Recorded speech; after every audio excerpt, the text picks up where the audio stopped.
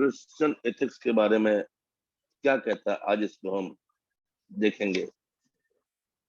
पॉलाइन ethics approach, पौलुस रसूल इस बात को कैसे बताता है।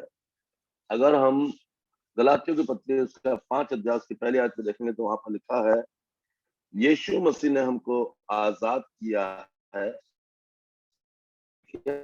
आजादी के लिए, और दासत्व के जुए में फिर से ना जुटे, इसलिए हमको आजाद किया है।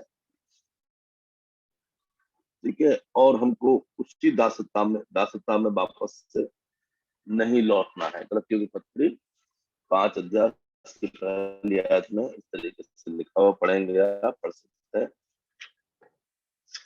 गलातियों 5 अध्याय की पहली आयत, प्रभु यीशु मसीह ने हमको आजाद किया है। लिखा है, मसीह ने स्वतंत्रता के लिए हमें स्वतंत्र किया है। क्रिश्चियन एथिक्स, मसीह ने हमको आजाद किया है। ठीक है, अतः इसी में स्थिर रहो और दासत्व के जुए में फिर से ना जाओ। Do not go back into the slavery of sin, to the slavery of sin, दासत्व के जुए में फिर से ना जुटो, yoke of slavery। तो परमेश्वर पिता चाहता है, यहाँ पर प्रभु का दास पौलुस गलातियों कलीसिया को सिखा रहा है एथिक्स, नैतिकता, मसीह नैतिकता की। मसीह ने हमको आजाद किया है स्वतंत्रता के लिए, लेकिन ये हमारी स्वतंत्रता, इसकी 13 आयत को पढ़ेंगे। इसकी 13 आयत में लिखा है, भाइयों तुम स्वतंत्र होने के लिए बुलाए गए हो। हे भाइयों, मसीह नैतिकता, हे मसीह भाई बहनों, तुम स्वतंत्र होने के लिए बुलाए गए हो, परंतु ऐसा ना हो कि ये स्वतंत्रता शारीरिक कामों के लिए अवसर बने, वरन प्रेम से एक दूसरे के दास बने। देखिए, यहाँ पर परमेश्वर का वचन हमें इस बात को बताना चाहता है कि हम मसीही लोगों को कैसा जीवन जीने की जरूरत है। मसीही नैतिकता, अनैतिकता और नैतिकता, मोरालिटी, ठीक है, एथिक्स। क्योंकि सारी व्यवस्था इस एक ही बात में पूरी हो जाती है, तू अपने पड़ोसी से अपने समान प्रेम रख। तो परमेश्वर से प्रेम और पड़ोसी से प्रेम, ठीक है। और यहाँ पर लिखा, स्वतंत्र होने के लिए बुलाए गए, परंतु ऐसा ना हो कि स्वतंत्रता शारीरिक कामों के लिए अवसर बने, परंतु प्रेम से एक दूसरे के दास बने। शारीरिक कामों के लिए अवसर से मतलब क्या हुआ? मसीह ने हमको आजाद कर दिया। रोमियो की पत्री 8 अध्याय और उसकी पहली आयत में लिखा है, अतः अब जो मसीह यीशु में है उन पर दंड की आज्ञा नहीं। ठीक है, तो अब दंड की आज्ञा नहीं, तो उसका मतलब नाजायज फायदा उठाओ, शारीरिक कामों में दिन बिताओ। ऐसा नहीं है, आगे कुछ और भी लिखा है। आगे लिखा है, पढ़िए, रोमियो 8 अध्याय उसकी पहली आयत, रोमियो 8 अध्याय उसकी पहली आयत। चलिए मैं पढ़ता हूँ, कोई बात नहीं। अतः अब जो मसीह यीशु में है उन पर दंड की आज्ञा नहीं। ठीक है, क्योंकि वे शरीर के अनुसार नहीं, वरन आत्मा के अनुसार चलते हैं। क्योंकि जीवन की आत्मा की व्यवस्था ने मसीह यीशु में मुझे पाप और मृत्यु की व्यवस्था से स्वतंत्र कर दिया। क्रिश्चियन एथिक्स, पौलुस इस बात को बता रहा है। जीवन की आत्मा की व्यवस्था, एक व्यवस्था वो थी जो मूसा के द्वारा आई, ध्यान से सुनिए। एक व्यवस्था वो थी जो मूसा के द्वारा आई, जिसे तोड़ने पर, एक आज्ञा तोड़ने पर पूरी तरीके से इंसान पापी ठहरता था और उसे टुकड़ा करके मार डालते थे। ठीक है, क्योंकि जीवन की आत्मा की व्यवस्था, जीवन की आत्मा की व्यवस्था यानी पवित्र आत्मा की व्यवस्था, यीशु मसीह की व्यवस्था, प्रभु यीशु की आज्ञा, उसका अनुग्रह, उसका प्रेम, जिससे उसने हमें आजाद किया। क्योंकि जीवन की आत्मा की व्यवस्था ने मसीह यीशु में मुझे पाप और मृत्यु की व्यवस्था से स्वतंत्र कर दिया है। ठीक है, तो मसीह ने हमको स्वतंत्रता के लिए स्वतंत्र किया है, और इसी में बने रहें और दासत्व के जुए में फिर से नाजुक है। ठीक। और हे भाइयों, हम स्वतंत्र होने के लिए बुलाए गए हैं, परंतु ये हमारी स्वतंत्रता शारीरिक कामों के लिए अवसर ना बने कि भाई अब तो हम आजाद हैं, अब जो मर्जी करें। अब तो यीशु ने हमको आजाद कर दिया, हम जो मर्जी करें, जहां मर्जी जाएं, जो मर्जी खाएं, जो मर्जी पहने, जो मर्जी जैसे मर्जी रहे। नहीं जी, ये क्रिश्चियन एथिक्स नहीं है, ये मसीही नैतिकता नहीं है। मसीही नैतिकता वो है कि हम मसीह के पद चिन्हों पर चले, मसीह के पद चिन्हों पर चले। पौलुस इसी बात को बताना चाहता है। अगर हम एक बुक पढ़ें, मत्ती रचित सुसमाचार, एक मिनट,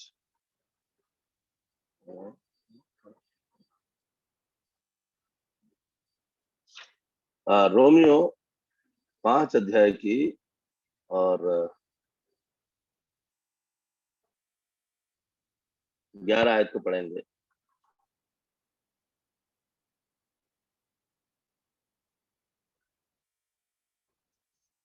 एक मिनट,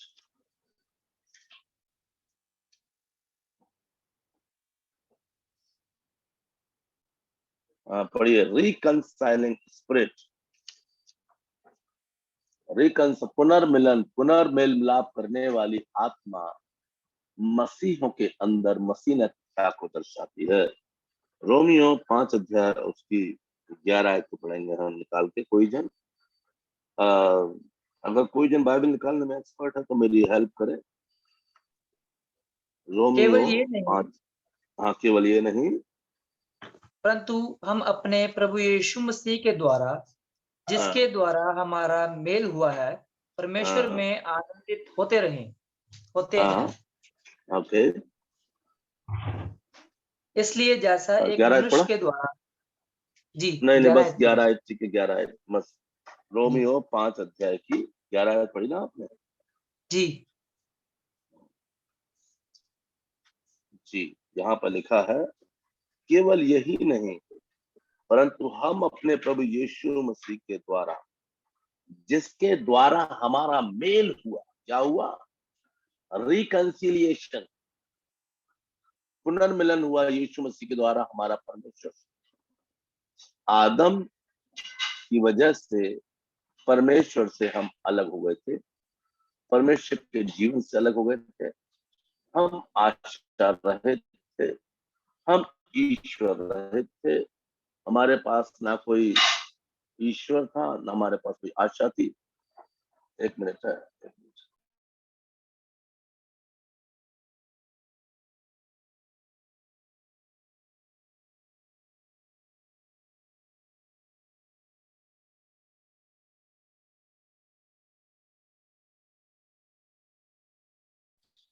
ओके, तो केवल यही नहीं, परंतु हम अपने प्रभु यीशु मसीह के द्वारा, प्रभु यीशु मसीह के द्वारा, जिसके द्वारा हमारा मेल हुआ परमेश्वर, जिसके द्वारा हमारा मेल हुआ है परमेश्वर से, परमेश्वर में आनंदित होते हैं। परमेश्वर में आनंदित होते हैं, जिसके द्वारा हमारा मेल हुआ है, परमेश्वर में आनंदित होते हैं। ठीक है, आप समझ पा रहे हैं? रिकंसिलिएशन, तो जिसके द्वारा हमारा मेल हुआ है उसमें हम आनंदित होते हैं। तो हम भी आपस में क्या रखें? मेल से रहें और मेल मिलाप रखें। इसका आप पढ़िए 15 अध्याय की और दूसरी आयत, सॉरी इसी की 15 आयत और 15 आयत को ही पढ़े इसी की। यहाँ पे लिखा है, पर जैसी अपराध की दशा है वैसी अनुग्रह के वरदान की नहीं। जैसी अपराध की दशा है वैसे अनुग्रह के वरदान की नहीं, क्योंकि जब एक मनुष्य के अपराध से बहुत लोग मरे, तो परमेश्वर का अनुग्रह और उसका जो दान एक मनुष्य के अर्थात यीशु मसीह के अनुग्रह से बहुत से लोगों पर अवश्य ही अधिकाई से हुआ है। जैसे एक मनुष्य के द्वारा पाप आया, वैसे यीशु मसीह के द्वारा हर मनुष्य पर अनुग्रह परमेश्वर का अधिकाई से हुआ। ठीक है, अधिकाई से अनुग्रह, ये है मसीही नैतिकता में आगे बढ़ना। दूसरा कुरिन्थियों, पौलुस के द्वारा मसीही नैतिकता क्या है और उसको हम देख रहे हैं।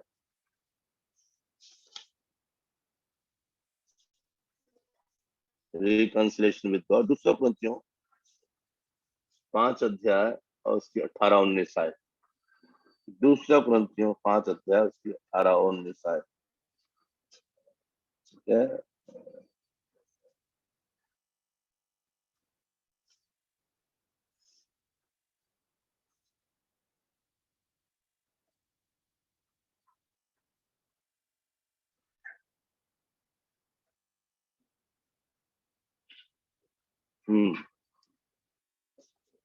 दूसरा कुरिन्थियों 5 अध्याय उसकी 18-19 आयत। ये सब बातें परमेश्वर की ओर से हैं,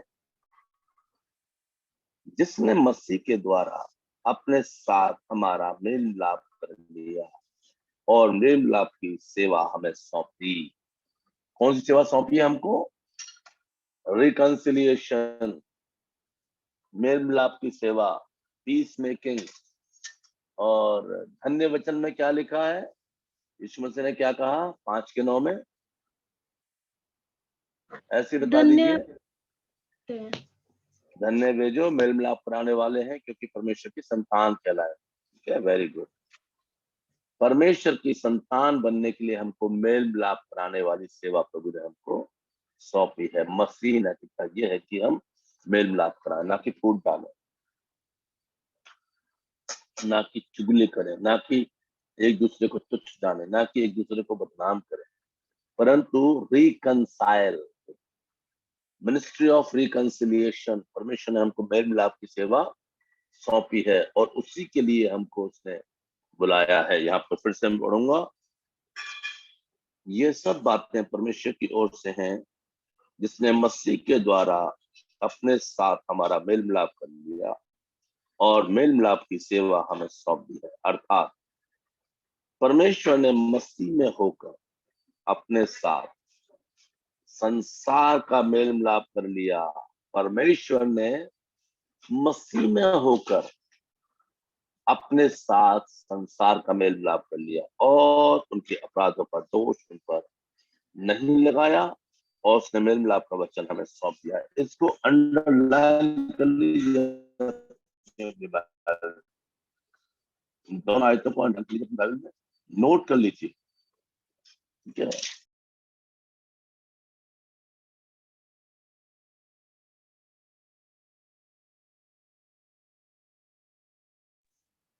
अंडरलाइन कर लीजिए अपनी बाइबल में, नोट कर लीजिए और इसको अपनी जिंदगी का मकसद बना लीजिए, सेवकाई का मरकज बना लीजिए, अपनी सेवकाई का मेन फोकस। क्या फोकस? परमेश्वर ने हमको मेल मिलाप की सेवा सौंपी है, जिसने मसीह के द्वारा अपने साथ हमारा मेल मिलाप कर लिया और मेल मिलाप की सेवा हमें सौंप दी। अर्थात परमेश्वर ने मसीह में होकर अपने साथ संसार का मेल मिलाप कर लिया और उनके अपराधों का दोष उन पर नहीं लगाया और उसने मेल मिलाप का वचन हमें सौंप दिया है। मेल मिलाप की सेवा सौंपी है और मेल मिलाप का वचन।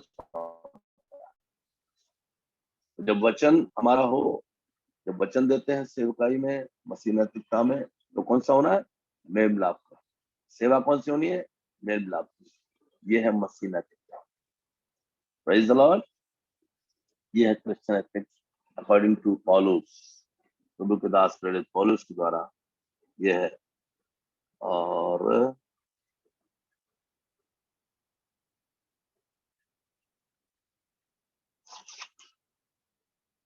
जो रिकंसिलिएशन शब्द है ग्रीक भाषा में, इसका मतलब है, छोड़ दीजिए सब बात,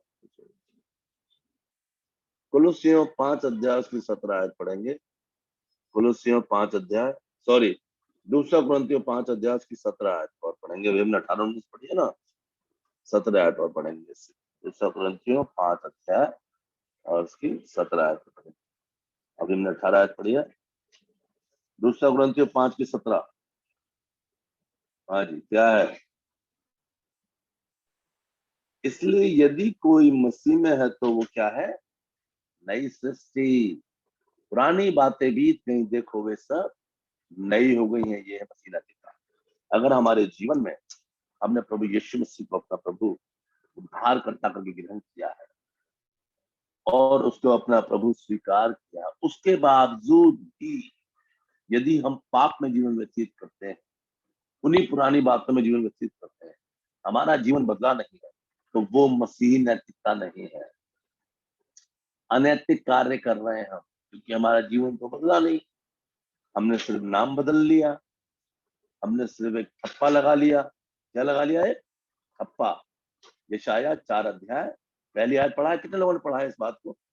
ठप्पा लगा दिया। किसी ने पढ़ा है यशाया 4 अध्याय पहली आयत से? किसी ने पढ़ा है तो बताइए मुझे। ठीक है, कोई बात नहीं, कोई जन निकाल के पढ़े।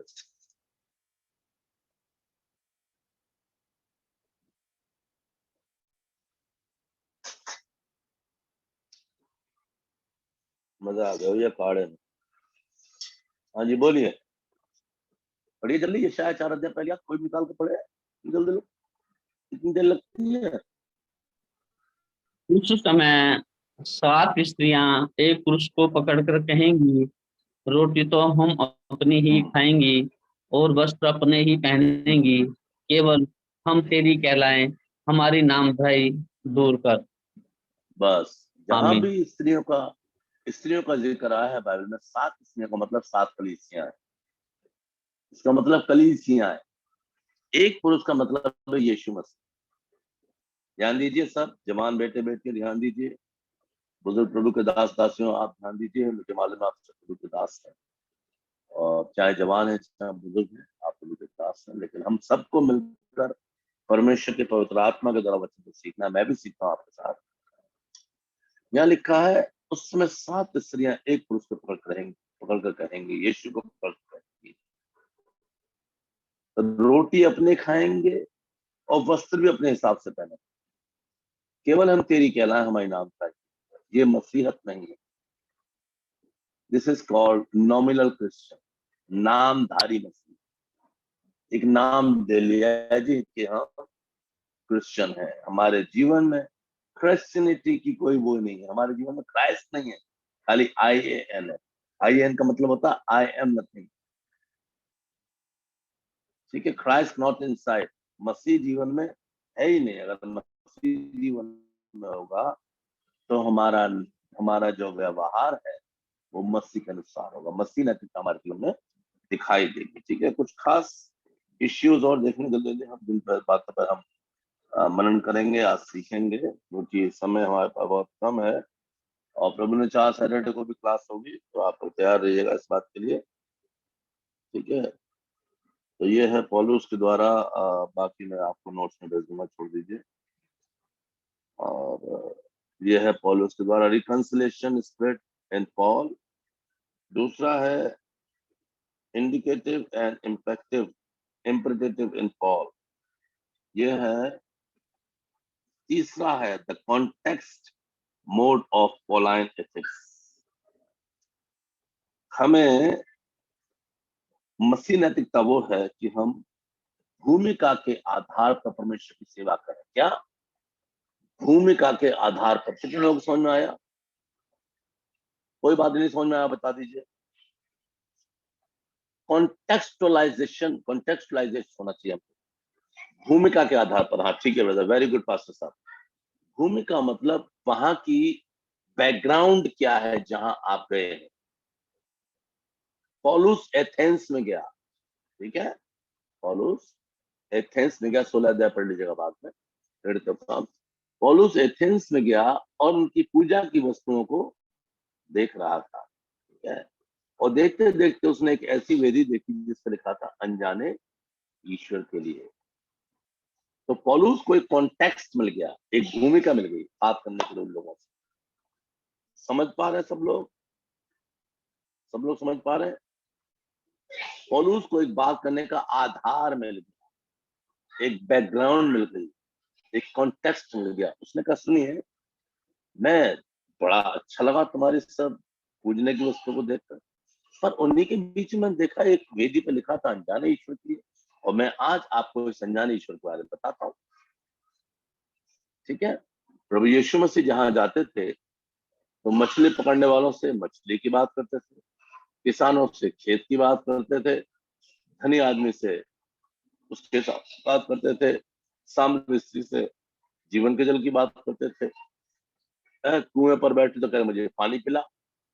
एक बात करने के लिए पहले क्या तैयार करिए? बैकग्राउंड तैयार करिए। भूमिका के आधार पर आप एक मसीही सेवक पहले वहां की पूरी बैकग्राउंड को देखें, पहले भूमिका को देखें कि यहाँ मैं क्या बात कर सकता हूँ। आप डायरेक्ट यीशु मसीह के बारे में बताना शुरू कर देंगे, कोई नहीं सुनेगा। आप सिर्फ यीशु मसीह के बारे में डायरेक्ट बताना शुरू करें, कोई नहीं सुनेगा। ये मसीह रहता नहीं। आप वहां के कॉन्टेक्स्ट को देखें, कॉन्टेक्स्ट क्या है, भूमिका कैसी है, यहाँ पर मैं किस तरीके से बात कर सकता हूँ, मैं किस तरीके से बात कर सकती हूँ। पहले आप उनकी सुने, उनको देखें, उनको परखें, उनकी बातचीत को सुने, क्या बातचीत वो लोग कर रहे हैं। ठीक है? तो जब बातचीत करते करते, अभी मैं जब पिछली बार हॉस्पिटल में था जुलाई के महीने में, तो मेरे वार्ड में 6 बिस्तर थे, 6वां मेरा था। तो वहां पर किसी ने कुछ बात छेड़ी इस तरीके से, राजनीति की बात। अब राजनीति की बात में हमारा तो कोई लेना देना है नहीं राजनीति की बात से।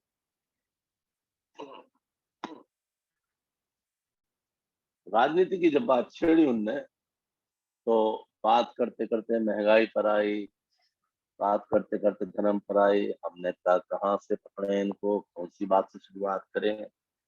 ठीक है? धर्म पर बात आई, और उसके बाद ऊंच नीच की बात आई, हमें मिल गया मौका।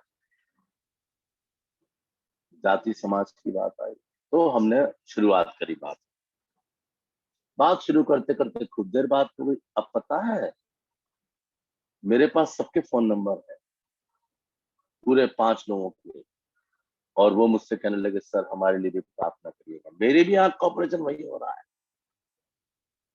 बीमार मैं भी हूँ, मेरी आंख का भी ऑपरेशन वही हुआ, उनके साथ हुआ।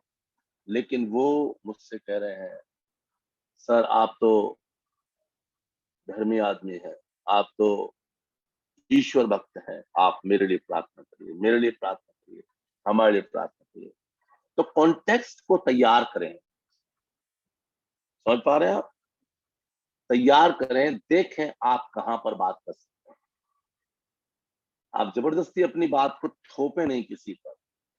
आज भी फोन आते हैं मुजफ्फरनगर से, भाई मुजफ्फरनगर में इरफान खान, ठीक है, एक भाई बलिया के आसपास के हैं, ठीक है, 3 भाई दिल्ली के हैं। तो उनके फोन आते हैं मेरे पास, अभी फोन आते हैं, सर आप कैसे हैं, आपके यहाँ कैसे, हमें प्रार्थना में अपनी में याद रखिए। देखिए वो लोग यीशु मसीह को नहीं पहचानते थे, नाम सुना है, सबने जानते हैं सब आजकल, लेकिन नहीं जानते थे वो कि यीशु मसीह कितना सामर्थ्य परमेश्वर है। हमने चंगा करने की वहां बात ही नहीं करी, हमें तो जीवन की बात करने की जरूरत है। ठीक है? तो भूमिका के आधार पर बात करना। ठीक, उसके बाद आगे बढ़ते हैं।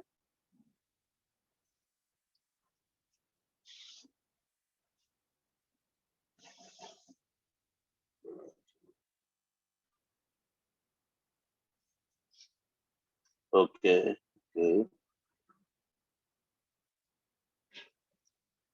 मैं थोड़ा जल्दी जल्दी खत्म करने की कोशिश कर रहा हूँ। याकूब, the ethical view of apostle James याकूब के द्वारा जो नैतिकता है उसको हम थोड़ा सा देखेंगे और उसके बाद फिर अगले पॉइंट पे चलेंगे। याकूब की पत्री 2 अध्याय उसकी 1 आयत से 7 आयत तक। याकूब की पत्री 2 अध्याय 1 आयत से 7 आयत तक। याकूब 2 अध्याय 1 आयत से 7 आयत तक। यहाँ पर याकूब के द्वारा मसीह नैतिकता के बारे में बताया है। हे मेरे भाइयों, हमारे महिमा युक्त प्रभु यीशु मसीह पर तुम्हारा विश्वास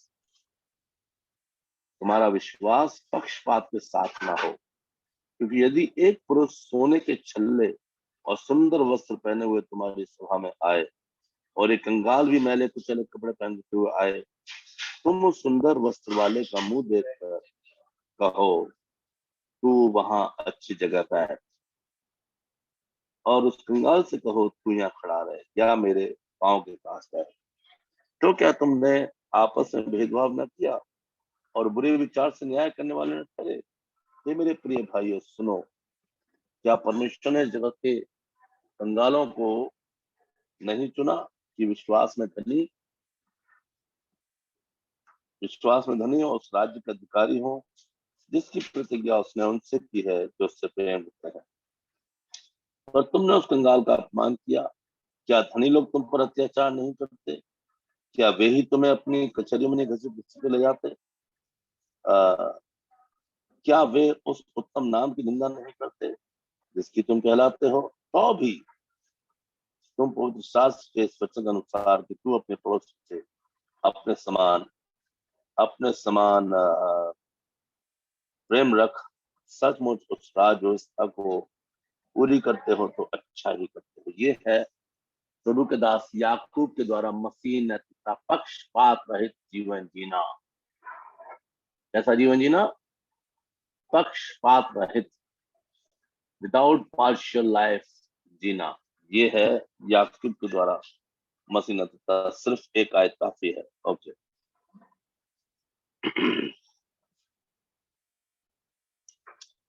जनरल अंडरस्टैंडिंग, बहुत सारी और भी बातें लिखी है बाइबल के अंदर जिनके द्वारा हम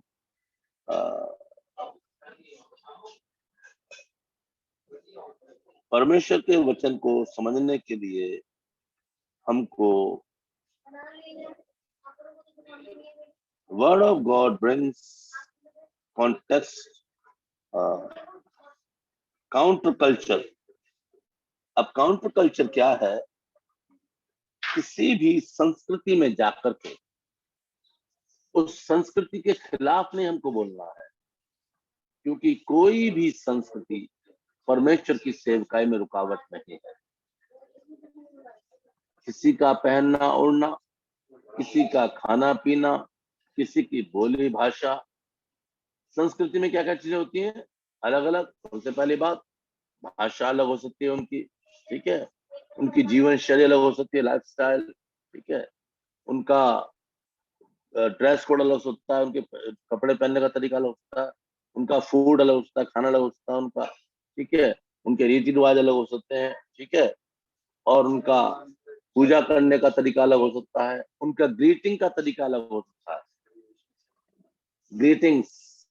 तो कल्चर रेलिवेंट होना हमको परमेश्वर के वचन के अनुसार। जो मसीह लोग हैं उनकी मसीह नैतिकता ये है कि वो संस्कृति के अनुसार, संस्कृति में घुल मिलकर, प्रभु ने कहा उनमें तरह पर उनके जैसे काम मत करो।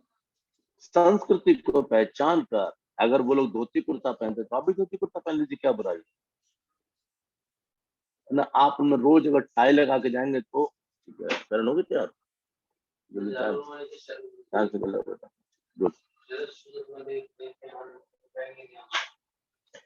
तो संस्कृति कभी भी, कोई भी संस्कृति कभी भी सेवकाई में आड़े नहीं आती।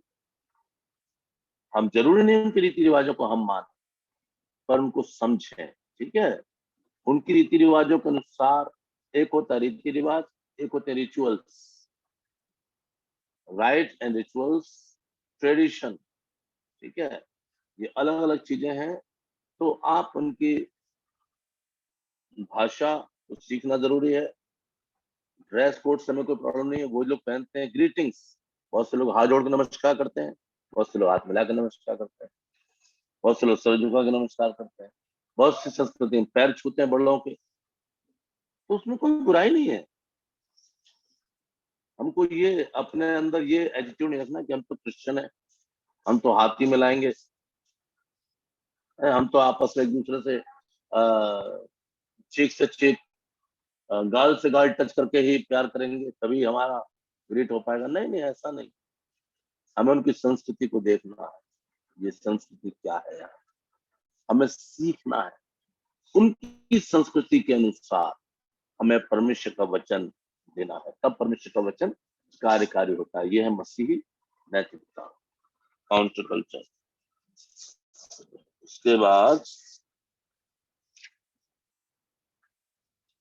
हम चलेंगे अगली चीज, Christian responsibility in the Indian context.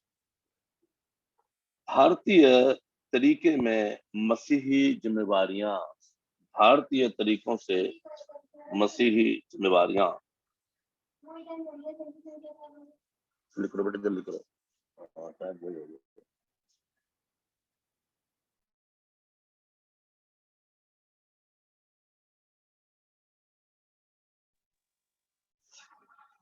Okay, Indian context के अंदर मसीह जिम्मेवारियां, ये मैं आपको पूरा का पूरा नोट्स में भेजूंगा क्योंकि इतना समय नहीं होगा पढ़ाने के लिए, ठीक है, क्योंकि हमें 2 दिन के अंदर क्लास खत्म करना है। क्रिश्चियन रिस्पॉन्सिबिलिटीज क्या है? मसीह जिम्मेवारियां, लव एवरी रिलीजियस कम्युनिटी, हर धर्म के लोगों को, हर जाति समाज के लोगों से हमें क्या करना है? प्रेम करना है। पहली बात, भारतीय तरीके से मसीह नैतिकता। नंबर 1 लिखिए आप मेरे साथ, लव एवरी रिलीजियस कम्युनिटी, हर धर्म के लोगों से हमें प्रेम रखना है, हर धर्म के लोगों को समान समझना है, हर धर्म के लोगों को मसीह का सुसमाचार सुनाना है, किसी को भी हमें तुच्छ नहीं जानना है, किसी को भी हमें बड़ा नहीं समझना है, किसी को भी हमें छोटा नहीं समझना है, हर धर्म के लोगों से। दूसरा चीज, डू नॉट क्रिटिसाइज देम, किसी की भी अवहेलना नहीं करनी, किसी की भी बुराई नहीं करनी। सोनल, सभी लोग यहाँ पर स्टूडेंट्स हैं, क्रिश्चियन सब मसीह विश्वासी सारे? ओके। तो जैसे कई बार प्रचार करते समय बहुत से लोग दूसरों की बुराइयां करते हैं, है ना, कहते हैं ओ उनके भगवान के तो लंबे लंबे हाथ होते हैं, 8 हाथ होते हैं। ये हमारा काम नहीं है। हिंदुस्तान भारतवर्ष के कॉन्टेक्स्ट में, भारतवर्ष के तरीके में हमको परमेश्वर के वचन को किस तरीके से प्रचार करना है, मसीह नैतिकता है। सबसे पहली बात, सबसे प्रेम रखना है, सब धर्म से प्रेम रखना है। दूसरी बात, किसी को अवहेलना नहीं करनी, किसी को बुरा भला नहीं कहना, ये हमारा काम नहीं है ना, ये हमारा काम नहीं है। हमारा काम है प्रभु यीशु मसीह का प्रेम लोगों के बीच में प्रचार करना, ना कि हम उनकी बुराइयां करें, किसी भी बात में उनको क्रिटिसाइज ना करें। उनका कोई भी चीज क्यों ना हो, चाहे उनका पहनावा हो, चाहे उनके रीति रिवाज हो, चाहे उनके पूजा पाठ हो, किसी बात को क्रिटिसाइज ना करें, उनको किसी भी चीज में टोका टाकी ना करें। आप अपनी प्रेम दिखाइए, यीशु मसीह का प्रेम, वो प्रेम उनको विवश करेगा, ठीक है, वो प्रेम उनको विवश करेगा मसीह को जानने के लिए। हाँ, नंबर 3 है ओके, सबके साथ सहयोग करें, सब जातियों के साथ सहयोग करें, सब धर्मों के साथ सहयोग करें, ताकि एक अच्छा राष्ट्र बने। सबके साथ सहयोग करें, दूसरे धर्मों का आदर करें और हर समाज के साथ रहें राष्ट्र को बनाने के लिए, राष्ट्र निर्माण में, ठीक है। या ऐसे लिख सकते हैं, राष्ट्र निर्माण में सब धर्मों का और सभी समाज का सहयोग करें। ठीक है। Number 4, develop mutual respect and trust, avoid suspicion. Develop mutual respect, एक दूसरे का सम्मान करें और इसमें बढ़ते जाएं, एक दूसरे के सम्मान करने में बढ़ते जाएं। आप ये ना सोचें कि मैं तो प्रभु का दास हूं, मैं तो प्रभु की दासी हूं, मैं इससे क्यों पहले बोलूं। आप पहले नमस्ते करिए। क्या करें? नमस्ते। मैं एक बात बताऊं आपको, हमारे यहाँ टेलर है जिनसे मैं कपड़े सिलवाता हूँ, और बहुत ही कट्टरपंथी है। सब लोग विश्वासी लोग हैं, ध्यान सुनिएगा। तो मैं जब भी जाऊं और वो मैं उनसे नमस्ते बोलता, क्योंकि उम्र में बड़े भी हैं और ऐसे भी हमारी तो आदत है सबसे बोलने की, उम्र में बहुत बड़े हैं वो हमसे। तो वो बोलते जोर से, जय श्री राम। तो काफी दिन चलता रहा, कई साल तक चलता रहा। एक दिन वो मुझसे कहने लगे, आप मेरे को नमस्ते बोलते हो, मैं जय श्री राम बोलता हूँ, आप बोलते क्यों नहीं? मैंने कहा एक बात सुनिए, आप जय श्री राम से सिर्फ उसको उनको अपने राम जी को महिमा दे रहे हैं, मैं तो आपको नमस्ते कर रहा हूँ, आपके आगे झुक गया है? एकदम से हुए हैं। मैंने कहा नमस्ते का मतलब आप जानते हैं? मैं तो आपके आगे झुक गया, आप तो जय श्री राम कर रहे हो, क्या क्या मिल गया उससे बताइए आपको। मैंने कहा ठीक है, आप जय श्री राम बोल रहे हो, मैं जय मसीह की बोलूं, तो विरोध होगा ना आपस में? कह रहे हाँ ये तो है, ये तो बात सही है आपकी। मैंने कहा देखिए, आप बुजुर्ग हैं, आप हमसे बड़े हैं, हम आपको नमस्ते कर रहे हैं और आप बोलो जय श्री राम। ये तो आपका एटीट्यूड है, तो आपकी वो हो गई ना एक तरीके से, कि नहीं हमने तो अपने कट्टरपंथी। मैंने कहा ये कट्टरपंथी नहीं है। मैंने, मुझे क्षमा कर दीजिए, आप बड़े हैं। मैंने कहा मैं आपको नमस्ते कर रहा हूँ, आप जय श्री राम बोलते हो जोर से, मैं बोलूं जय यीशु मसीह की, फिर क्या होगा? विरोध होगा ना आपस में। ना मैं आपके कपड़े सिलवाने आऊंगा, ना कभी आऊंगा आपसे मिलूंगा जुलूंगा, हमारा आपस में विरोध बढ़ेगा, झगड़ा बढ़ सकता है। मैंने कहा यही रीजन है झगड़े का। उस दिन से अब 3 साल हो गए, नमस्कार जी। ठीक है। काउंट, उसको फेस करें चीजों को, उनको गलत जवाब ना दें, उनको गलत में बताएं, गलत मत बोले उनको, कोई बात नहीं, बोलने दो उनको।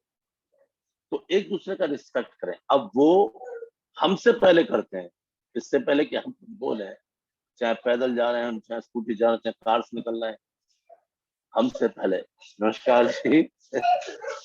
देखिए ना कितना फर्क पड़ गया। अब उन्होंने आज तक 3 साल से वो शब्द बोला ही नहीं, मेरे सामने क्या, अब तो वो सबसे नमस्कार करते हैं। ठीक है, वो अपने लोगों से आपस में करते होंगे। तो ये क्या है? डेवलप म्यूचुअल रिस्पेक्ट, एक आपस में एक दूसरे का आदर करने में, है ना, उसमें भी लिखा बाइबल में, परस्पर आदर करने में दूसरे से बढ़ चलो। ठीक है। और रोमियो 12 में लिखा।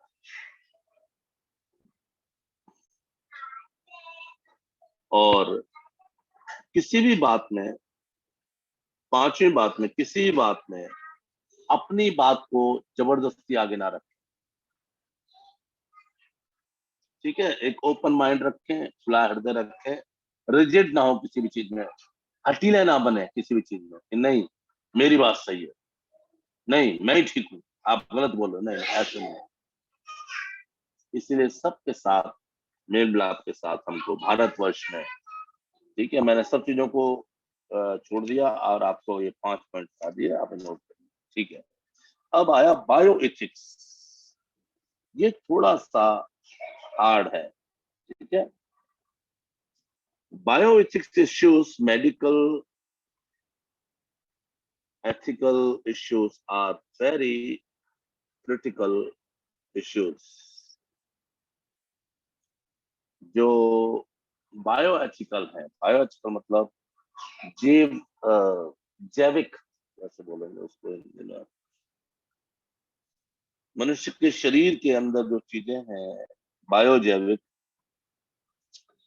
जैविक विज्ञान जिसको बोलते हैं, अभी हम बताएंगे, उसमें जो है किस तरीके से एक मसीह नैतिकता आज के युग में आर्टिफिशियल इंसेंसिमेशन फर्टिलाइजेशन,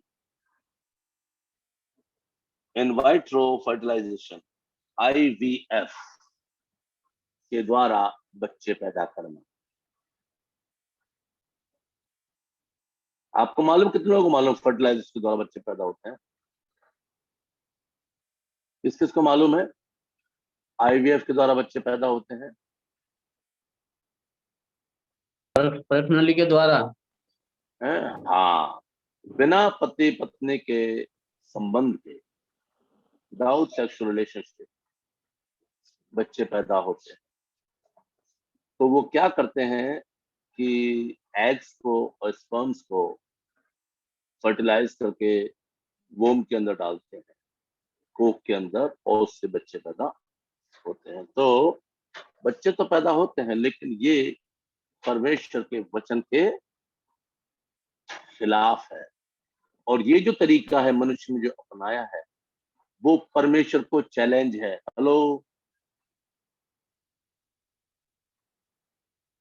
परमेश्वर के वचन के खिलाफ है और परमेश्वर को चैलेंज है और परमेश्वर के विरोध में काम है कि परमेश्वर तुमने तो तरीका ये बनाया, लेकिन हम इसके बिना भी कर सकते हैं।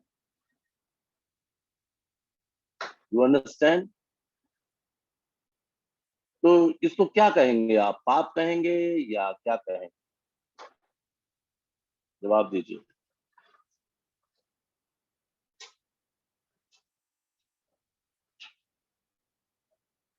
सर परमेश्वर के खिलाफ हैं, वचन के खिलाफ हैं, तो पाप ही हुआ ना।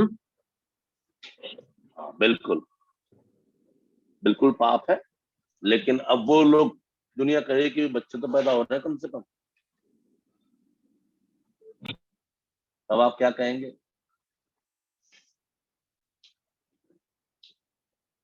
हैं? मसीही नैतिकता परमेश्वर का वचन हमको ये नहीं सिखाता, ठीक है?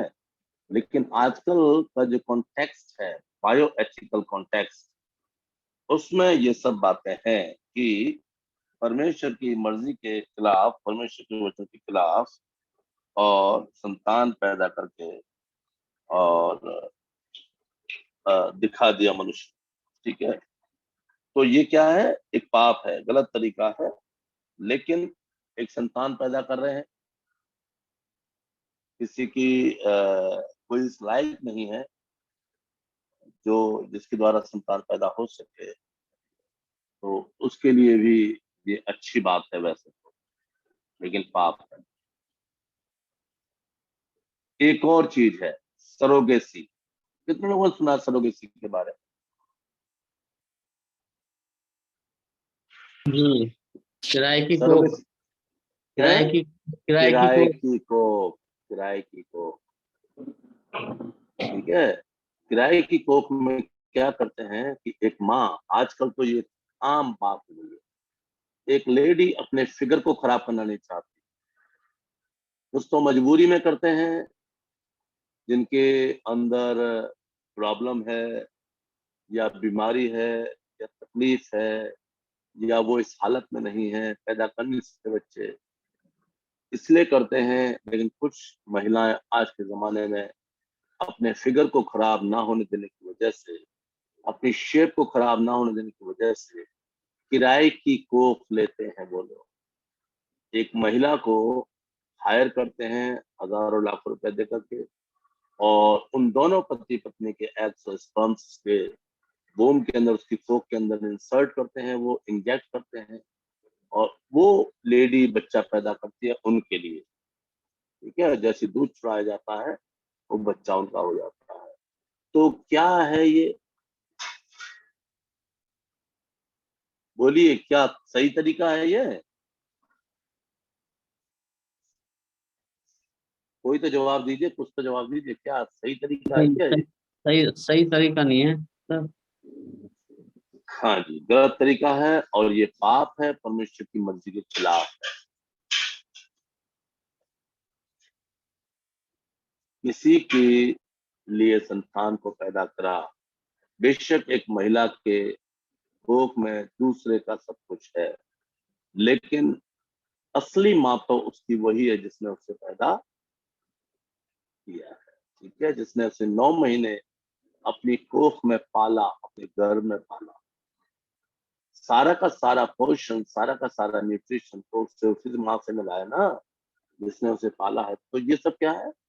परमेश्वर की मर्जी के खिलाफ काम आज मनुष्य कर रहा है। तीसरी बात, अबॉर्शन, गर्भपात। क्या ये सही है?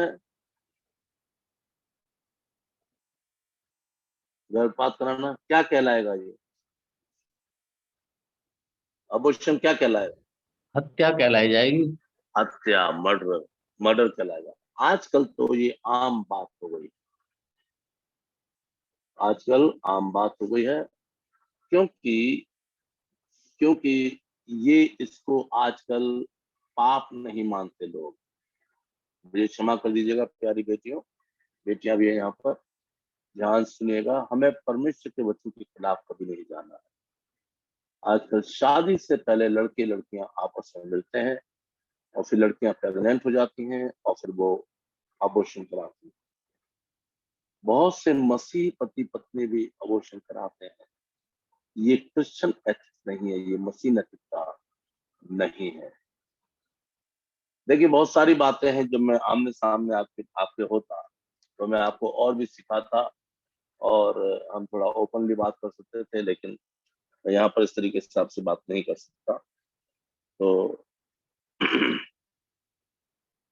ये जो है अबॉर्शन के बारे में और आईवीएफ के बारे में, सरोगेसी के बारे में, बहुत सारी चीजें ऐसी हैं जिनके बारे में हम आपसे आमने सामने होते तो और भी तरीके से बात करते, ताकि सब चीजें और क्लियर हो पाती। पर कोई बात नहीं, हमको जो है इसी बात से समझना चाहिए कि क्या है ये पाप है।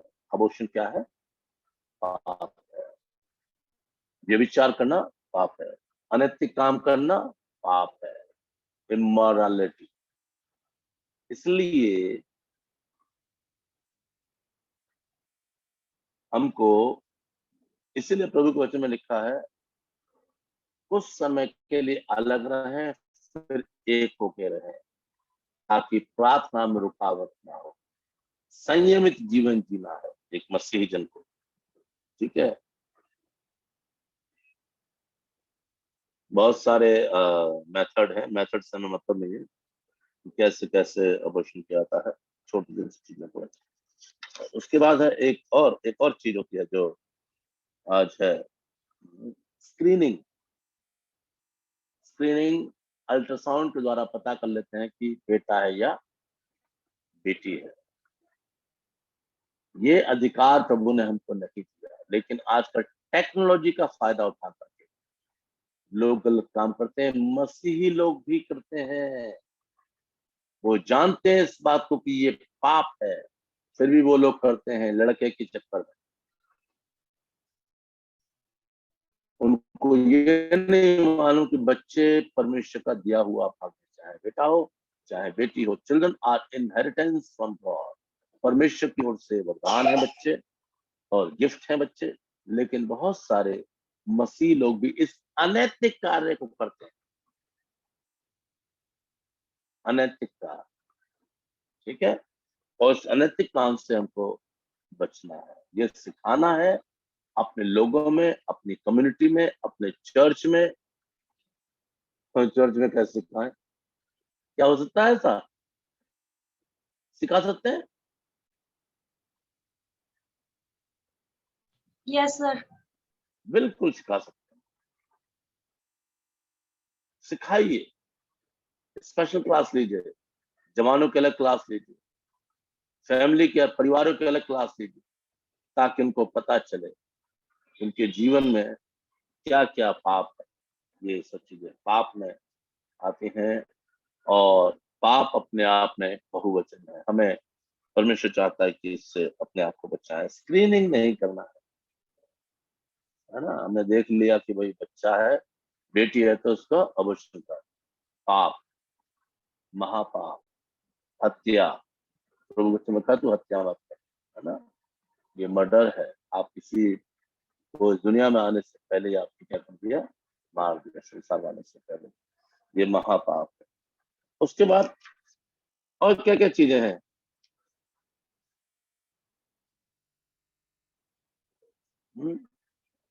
Mercy killing. मर्सी किलिंग के बारे में सुना है आपने?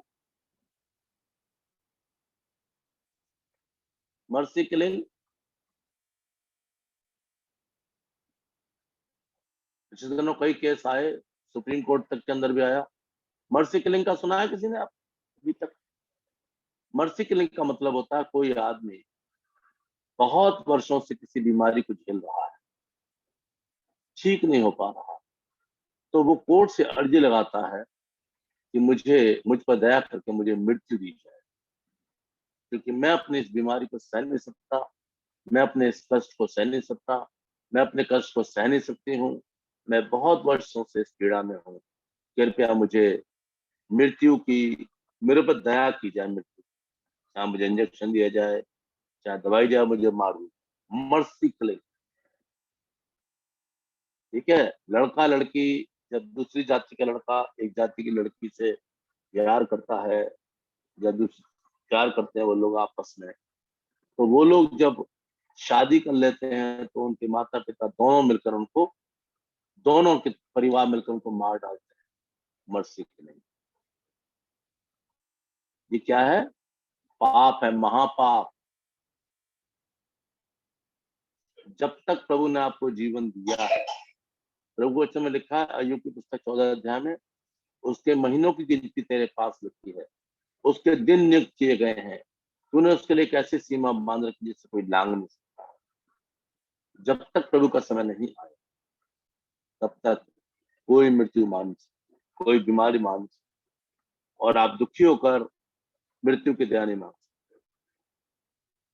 ठीक है। मर्सी के लिए ये पाप है, महापाप। स्टैनली, वो इनसाइड। ठीक है। ये है क्या? महापाप। ये मसीहियों के बीच में तो बिल्कुल होना नहीं चाहिए, और हमें लोगों को टीच भी करना है मर्सी के लिए। ये बायो एथिकल कंसेप्शन। ठीक है। उसके बाद है क्लोनिंग। क्लोनिंग, क्लोनिंग मीन्स अपने जैसा हूबहू मनुष्य तैयार करना, डुप्लीकेट। साइंस ने ऐसा किया है। आपको मालूम सद्दाम हुसैन के कितने सारे क्लोन तैयार कर दिए थे? सद्दाम हुसैन, सब, हर व्यक्ति सद्दाम हुसैन दिखाई देता है, प्लास्टिक सर्जरी के थ्रू या कैसे भी करके। क्लोन, डुप्लीकेट, बिल्कुल एज इट इज मनुष्य तैयार करना, ये भी क्या है? ये पाप है, जो परमेश्वर की दृष्टि में महापाप है। परमेश्वर पाप को पसंद, इस बात को पसंद नहीं करता। परमेश्वर ने हर इंसान को अपने आप में एक यूनिक बनाया है। एक मिनट।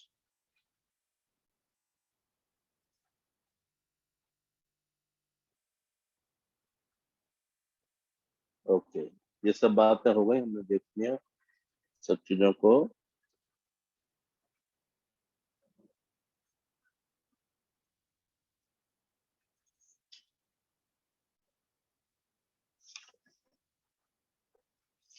मैं आपको सब चीजों को ना भेज दूंगा, बाकी चीजें रह गई, कोई बात नहीं।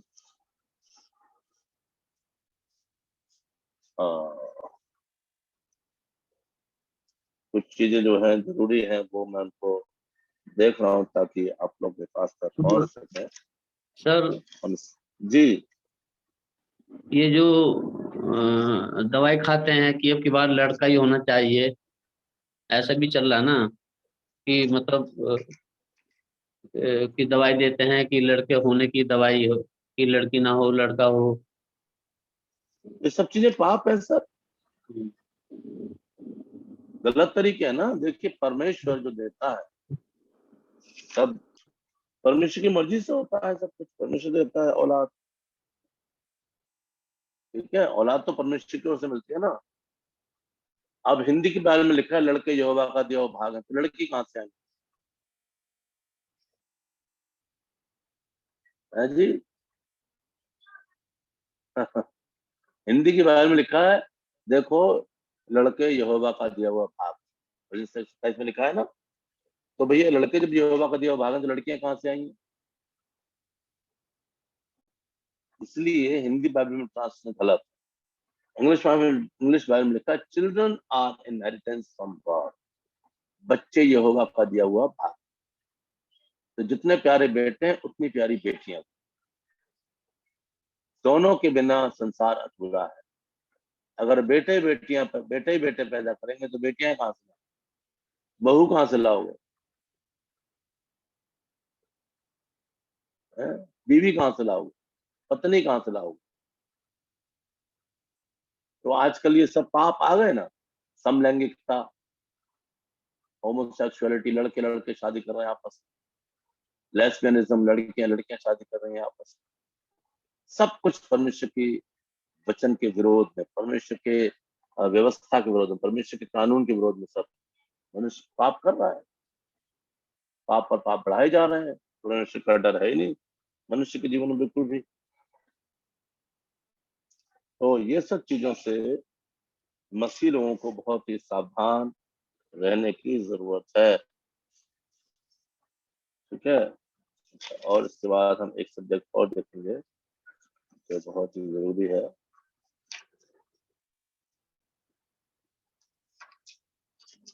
एक लेसन,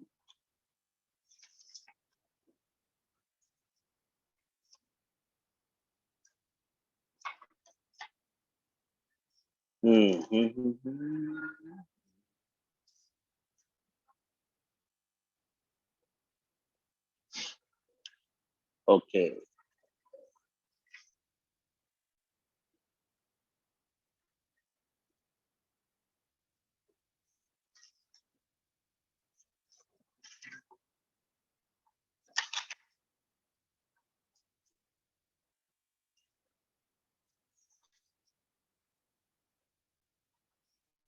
ओके, यहाँ पर हम देखें कुछ खास चीजों को। फंडामेंटलिज्म एंड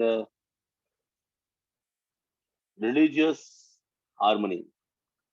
फंडामेंटल यानी आधारभूत, या क्या बोलेंगे उसे, मूल अधिकार और धर्मों के बीच में हार्मनी, मेल मिलाप, यानी सहिष्णुता, क्या बोलते हैं हिंदी में।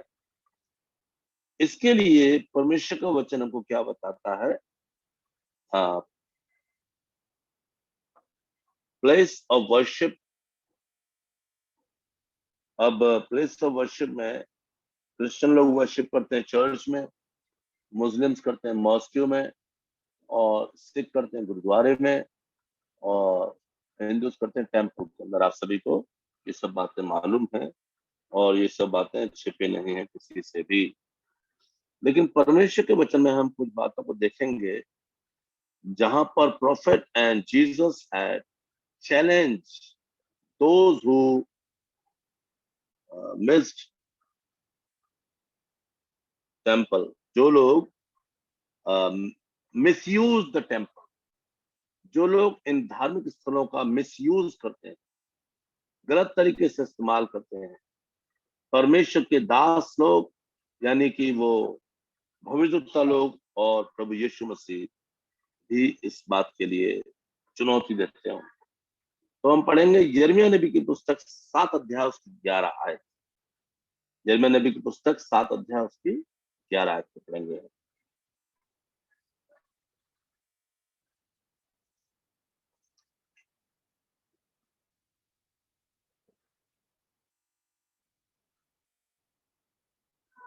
निकाला किसी ने? जी जी। पढ़िए सर, पढ़िए सर। क्या यह भवन जो मेरा कहलाता है तुम्हारी दृष्टि में डाकुओं की गुफा हो गया है? अरे 10वें डाकू की गुफा हो गया है। मैंने सुन यह देखा है, यहोवा की यह वाणी है। ठीक है, क्या ये डाकुओं की गुफा हो गया है? और मत्ती रचित सुसमाचार और उसका 21 अध्याय उसकी 12 से 15 आयत में जब पढ़ते हैं, 12 से 19 आयत तक, वहां पर भी जब यीशु मसीह मंदिर में आए तो उन्होंने आकर सब चीजों को, सर्राफों की चौकी को उलट दिया, है ना, और उन सबको प्रभु ने अपने भवन से बाहर निकाला। और उसमें प्रभु ने बोला कि मेरा घर प्रार्थना का घर कहलाएगा, परंतु तुमने उसे डाकुओं की खो बना रखा। Misuse of the temple, misuse of the religious places, misuse किया, परमेश्वर के भवनों को क्या किया? मिसयूज किया। और अगर हम देखेंगे कि किस तरीके से परमेश्वर के भवन को, मत्ती रचित सुसमाचार और उसका 12 अध्याय उसकी 6 आयत, Jesus claimed that he is greater than the temple. यीशु मसीह ने बताया कि वो मंदिर से भी बढ़कर है। यीशु मसीह ने बोला मंदिर को ढा दो, मैं 3 दिन में उसे खड़ा कर दूंगा। पढ़िए 12 अध्याय उसकी 6 आयत, मसीह मैथ्यू 12 अध्याय उसकी 6 आयत।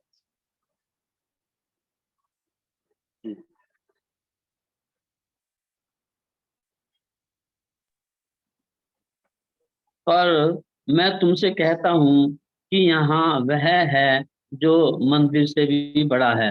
मंदिर से भी बड़ा कौन है? प्रभु यीशु मसीह, जो भवन से बड़ा है। इसीलिए परमेश्वर ने मुझको और आपको अपना मंदिर बनाया। ठीक है, हाथ की बनाई हुई इमारतों में परमेश्वर नहीं रहता है, इसलिए परमेश्वर ने आपको मुझको क्या बनाया? मंदिर बनाया। प्रेरितों के काम और उसका 17 अध्याय और उसकी 24-25 आयत, Paul apostle declares that the creator God is not dwelling in the temple made by hand. परमेश्वर हाथ के बनाए हुए मंदिरों में नहीं रहता। पढ़ दीजिए, कोई बात है। और इसी के अंदर पौलुस रसूल एथेंस में जब गया था तो इसी में उसने वहां प्रचार किया था। It means that God is more significant that the structure. परमेश्वर जो है ढांचे से बड़ा है। मंदिर एक ढांचे से बनता है, लेकिन परमेश्वर उस ढांचे से भी बड़ा है। पढ़िए प्रेरितों का 17 अध्याय उसकी 24-25 आयत, बहुत जरूरी आयत है। जिस परमेश्वर ने पृथ्वी और उसकी सब वस्तु को बनाया, वह स्वर्ग और पृथ्वी का स्वामी होकर हाथ के बनाए हुए मंदिरों में नहीं रहता, हाथ के बनाए मंदिरों में नहीं रहता। हाँ, न किसी और वस्तु की आवश्यकता के कारण मनुष्य के हाथों की सेवा लेता है, क्योंकि वह स्वयं ही सबको जीवन और श्वास और सब कुछ देता है। वो सबको जीवन और सांस देने वाला परमेश्वर है, तो उसे किसकी जरूरत है? उसे किसी चीज की कोई जरूरत नहीं है। ओके,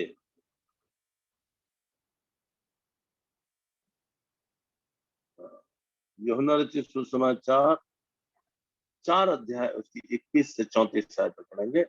बहुत बड़ा है पर थोड़ा सा, कोई बात नहीं। यहाँ पर लिखा है the importance of God the creator is self-uprightness by Jesus. Is the dialogue with the Samaritan woman. जब सामरी स्त्री से यीशु मसीह बात कर रहे थे तो उन्होंने still emphasized by Jesus. उन्होंने किस तरीके से बातचीत करी?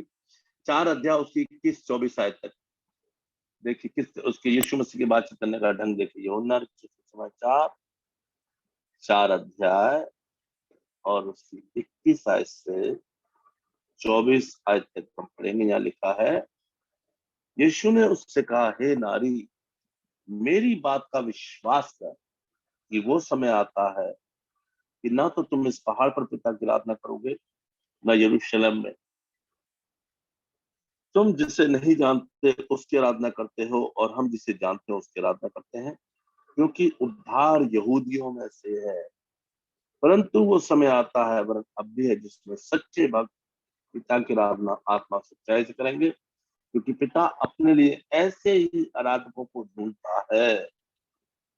कैसे आराधकों को ढूंढता है? जो आत्मा और सच्चाई से उसका भजन करते हैं। यीशु मसीह का यहाँ पर बात करने का जो और उससे मतलब था, वो बताना चाह रहे थे यीशु मसीह उस महिला को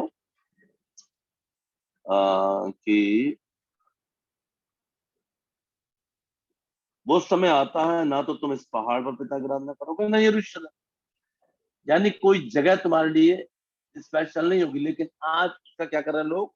उल्टा कर रहे हैं। होली लैंड टूर, कितने लोगों को मालूम है? होली लैंड टूर, लोगों ने उसको तीर्थ स्थान बना दिया। 1.5 लाख रुपया दो अगर आपको जाना है तो। कोई जाना चाहते बता दीजिए। मेरे पास भी एग्जाम है, कोई व्यक्ति भेजते हैं, उनका मेरे पास वो आया हैंडबिल।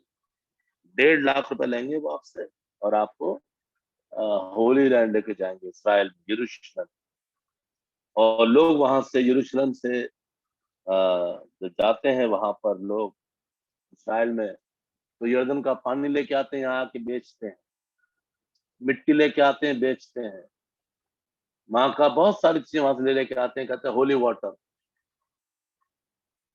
हमने कहा भाई इंडिया में मिलता है गंगा जल, आप ले आए यर्दन जल। ठीक है, तो बहुत सारी।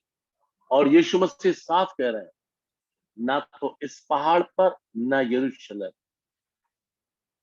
वो समय आता है जब लोग आत्मा और सच्चाई के साथ लोग परमेश्वर की आराधना कैसे करेंगे? आत्मा और सच्चाई के साथ, क्योंकि परमेश्वर ऐसे आराधकों को ढूंढ रहा है। हे नारी, मेरी बात का विश्वास करके वो समय आता है कि ना तो तुम इस पहाड़ पर पिता की आराधना करोगे, ना यरूशलेम में। तुम जिसे नहीं जानते उसकी आराधना करते हो, और हम जिसे जानते हैं उसकी आराधना करते हैं, क्योंकि उद्धार यहूदियों में से है।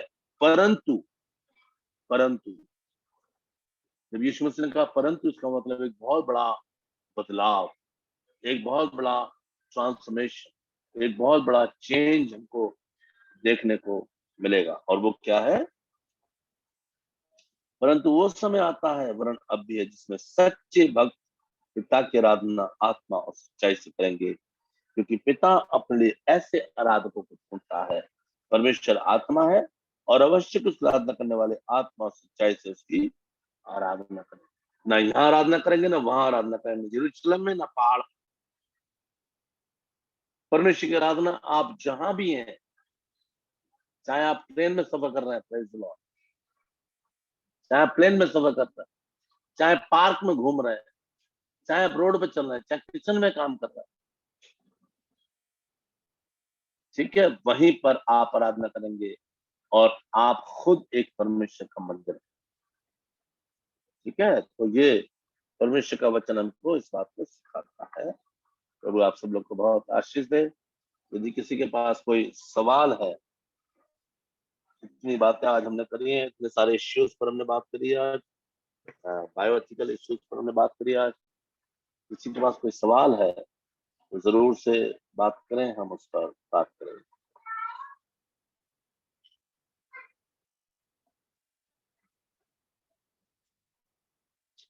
किसी के पास कोई सवाल है? इतनी सारी चीजें हमने अभी देखी हैं, किसी के पास यदि कोई सवाल है तो हमें सर जय मसीह की सर। जय मसीह की। जी बिल्कुल सर हम चलते फिरते किसी के लिए प्रार्थना कर सकते हैं ना? कभी भी कोई कर सकते हैं, बीमार, किसी भी समय। बिल्कुल बिल्कुल। हाँ, जी कोई बीमार है तो उस समय चलते फिरते प्रार्थना कर सकते हैं। बिल्कुल, मार्ग में चलते चलते प्रार्थना कर सकते हैं आप। प्रभु वो समय ला रहा है भारतवर्ष के अंदर। ध्यान रखिए जवान बेटे बेटियों, प्रभु के बच्चों, अगर आप और मैं और आने वाली पीढ़ी यदि परमेश्वर की आत्मा की अगुवाई में जीवन बिताएगी, आप देखिए 2030 तक भारतवर्ष के अंदर कितनी जबरदस्त बेदारी आएगी कि लोग आपकी परछाइयों से चंगे होंगे। इस बात को नोट कर लीजिए आप। आमीन। लोग प्रभु के दासों की परछाई में चंगे होंगे। वो समय लाएगा प्रभु इस देश में। आप कुछ भी जो दुनिया कह रही है कहने दीजिए, सुनिए सब, ध्यान सुनिए, सुनिए, ये राज जाएगा, वो राज जाएगा, ये राज बनेगा, वो राज बनेगा, ऐसा होगा, वैसा होगा। मुसीबत बहुत बड़ी आने वाली है, मुसीबत भी बहुत बड़ी आने वाली, संकट बहुत बुरा आने वाला। बहुत सारी कलीसियां बंद हो सकती हैं, बहुत सारे लोग जेल खाने में जा सकते हैं, बहुत सारे लोग मार्टियर हो सकते हैं, शहीद हो सकते हैं। लेकिन एक बहुत बड़ी बेदारी भी आ रही है। बड़ी सुलभ परमेश्वर का आत्मा एक बहुत बड़ी बेदारी लेकर आ रहा है। आपकी परछाइयों से लोग चंगे होंगे। आपसे लोग रुमाल छुआ छुआ के लेते हैं और बीमारों पर डालेंगे, वो चंगे होंगे। वो समय आ रहा है, बहुत जल्दी आ रहा है। आप देखेंगे इस भारतवर्ष में बेदारी, बहुत प्रार्थना चल रही है इस देश के लिए। आने वाली 28, 29 और 30 मार्च को, 28, 29, 30 मार्च को एक नेशनल प्रेयर है, ऑल नाइट प्रेयर। 28 की ऑल नाइट प्रेयर होगी, 29 की ऑल नाइट प्रेयर होगी और 30 की, जिसमें कम से कम नहीं तो 8 से 10,000 लोग जमा होंगे। प्रभु के दास Paul Fingaiah, P Mohan, Paul Dhinakaran, ऐसे प्रभु के दास लोग उस मीटिंग में आ रहे हैं। हमारे राजौरी गार्डन दिल्ली के अंदर वो आराधना का आयोजन किया जा रहा है। तो परमेश्वर का धन्यवाद। बहुत जगहों पर लोग प्रार्थना कर रहे हैं देश के अंदर बेदारी लाने के लिए, देश के अंदर जागृति लाने के लिए। और जागृति आएगी जरूर। आपकी प्रार्थना व्यर्थ नहीं है। प्रार्थना में समय बिताई जागृति, वचन में समय बिताई जागृति। कुछ भी होता रहे, खबरें कोई भी हो, खबरों से डरे नहीं, घबराए नहीं। खबरें तो आती रहती, ठीक है, लेकिन हमको अपने प्रभु के अनुसार जीवन व्यतीत करने की जरूरत है। आप कहीं भी किसी के लिए प्रार्थना कर सकते हैं, कोई प्रॉब्लम नहीं। मैं आ रहा था पिछले मार्च महीने में चेन्नई से, और हम लोग बैठे थे, हम लोग 4 लोग थे, प्रभु के दास लोग। और वहां पर एक भाई आए जिनका नाम था, उनके बेटे का नाम कार्तिकेयन था। और उनका बेटा थोड़ा सा बड़ा जवान बच्चा, लेकिन वो थोड़ा सा अब नॉर्मल टाइप का। बड़े परेशान थे, पति पत्नी, उनकी बेटी ठीक थी, जवान बच्चे थे। और पर ऐसी बात करते करते करते करते हमने उनसे बात करना शुरू कर दी। मैंने उनसे बात करना शुरू कर दी। हमें तमिल नहीं आती, उन्हें हिंदी नहीं आती, ठीक है, हमें तमिल नहीं आती, उन्हें हिंदी नहीं आती, तो हमने इंग्लिश में बात करी उनसे। बात करते करते हमने उनसे कहा कि हम परमेश्वर के दास हैं, और अगर आप इजाजत देंगे तो आपके बच्चे के लिए प्रार्थना करेंगे। तो उसके पिता ने बोला कि आज ईश्वर हमें इस ट्रेन में इसलिए लेकर आया है कि आप लोगों से हमारी मुलाकात हो। हमने कुछ नहीं बोला, हमने कुछ नहीं बोला, सिर्फ थोड़ा सा वचन सुनाया मैंने उनको, प्रभु यीशु मसीह के बारे में बताया। और कह रहा, मैं अब विश्वास करता हूँ पूरी रीति से कि मेरा बेटा अब बिल्कुल ठीक हो जाए। कह रहे, हमने दर दर की ठोकरें खा ली हैं, लेकिन अब मुझे विश्वास है कि मेरा बेटा ठीक हो जाएगा। जवान बेटा है मेरा। बहुत रोने लगे, दुखी हो गया व्यक्ति। उसका नाम क्या था, मेरे पास है लिखा हुआ ना, फोन नंबर दिया, फोन भी करता हूँ। और हमने उनको वहीं पर एक कलीसिया के पास वहां से मुलाकात भी कराई है। तो परमेश्वर का वचन आप कहीं भी दे सकते हैं। फिर हमने बोला उनके लिए हम प्रार्थना करें। हम चारों पास्टर्स ने वहीं बैठ करके और उस बच्चे के लिए प्रार्थना करी, ठीक है, और उसके परिवार के लिए प्रार्थना करी। वहीं पर उसके सर पे हाथ रखे, और हमने कोई आ रहा कोई जा रहा, हमें इसी तरह हमने प्रार्थना करी। जब पिता इजाजत दे रहा है, पिता हमसे कुछ कह रहा है कि मेरे बेटे के लिए प्रार्थना, ठीक है, तो हम कहीं प्रार्थना कर सकते, कहीं भी। डरे नहीं, आप गलत बात ना बोलें, बस किसी को क्रिटिसाइज ना करें, किसी के खिलाफ कोई बात, वही बात को ध्यान, ठीक है। ओके, और कोई सवाल?